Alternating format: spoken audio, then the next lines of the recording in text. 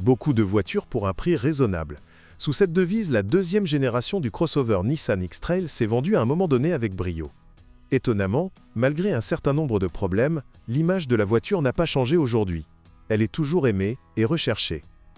La production de la deuxième, e-Trila, comme les propriétaires surnommaient la voiture dans leur entourage, a commencé en 2007. Était une bonne période pour notre économie. Tout se développait à pas de géant. Le crossover était parfait. Transmission intégrale, pas chère, grande, avec un grand coffre. Ne regardez pas le fait qu'il s'agit de la même plateforme que le Qashqai. Initialement, les voitures étaient vendues avec des moteurs à essence de 2, 0 litres, 141 chevaux, et 2, 5 litres, 169 chevaux, associés à une mécanique ou à une CVT.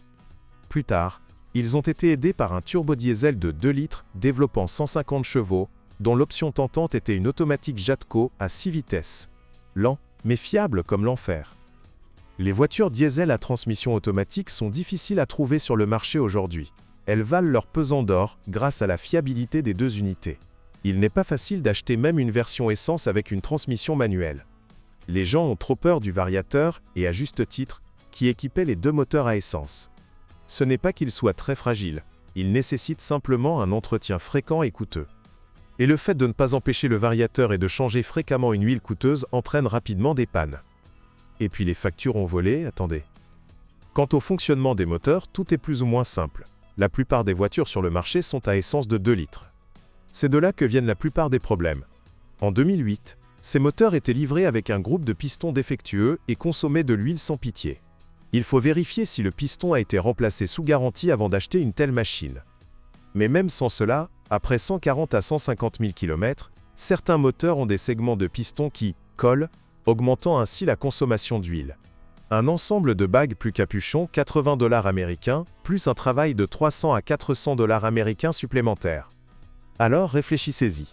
Mais si le moteur refuse de démarrer, on change la chaîne de distribution, 77 CU. Après environ 130 000 km, elle a tendance à s'allonger. Il y a souvent des problèmes de fuite d'huile à travers le joint du carter d'huile et d'antigel, par tous les canaux possibles et impossibles. Fait intéressant, le moteur de 2,5 litres est structurellement très similaire au 2.0, mais il a réussi à se forger une réputation beaucoup plus enviable. Nous serions heureux de vous recommander l'achat d'une version diesel du Nissan X-Trail avec une transmission automatique. C'est dommage, mais ces voitures en Ukraine ne représentent pas plus de 15% du volume total. Votre choix se portera donc très probablement sur la version essence 2,5 litres à transmission manuelle. Quant aux voitures diesel, elles étaient chères neuves, c'est pour cela qu'elles n'étaient pas achetées. Pendant ce temps, le seul point faible du turbodiesel M9R était peut-être le canal de retour du système de carburant, dont les tubes et les joints laissaient fuir le carburant diesel. Eh bien, il est bien sûr nécessaire de surveiller la qualité du carburant. En général, il y a eu beaucoup de plaintes concernant le crossover. Le restylage de 2010 a en partie aplani la situation. L'entreprise a réagi au problème, mais il en reste beaucoup. De temps en temps, le capteur de niveau de carburant craque, quel que soit le moteur, la pompe à carburant capricieuse, qui est changée en même temps que le filtre à carburant, environ 260 $ américains pour les deux. Le maillon le plus faible est le moteur du chauffage. Parfois, il ne suffit pas pendant 3 à 4 ans. Et les freins à la crémaillère de direction, les joints d'arbre de transmission et les joints homocinétiques ne suscitent généralement aucune plainte. Ces composants attirent l'attention aux alentours de 150 000 km, ce qui est tout à fait normal. La peinture ici est douce. Les éclats et le vernis trouble sont une histoire courante. Le bord d'un toit non galvanisé est particulièrement affecté par les cailloux. La porte arrière peut simplement fleurir. Le salon ne résiste pas non plus au temps. Des grillons, des éraflures, des sièges qui se déforment peuvent être retrouvés sur une voiture de 3 à 4 ans. La rigidité de la suspension du Nissan X-Trail n'a pas rendu service à sa fiabilité. Les jambes de force stabilisatrices et les rotules durent environ 30 à 40 000 km. Cependant, les réparations ne sont pas trop coûteuses.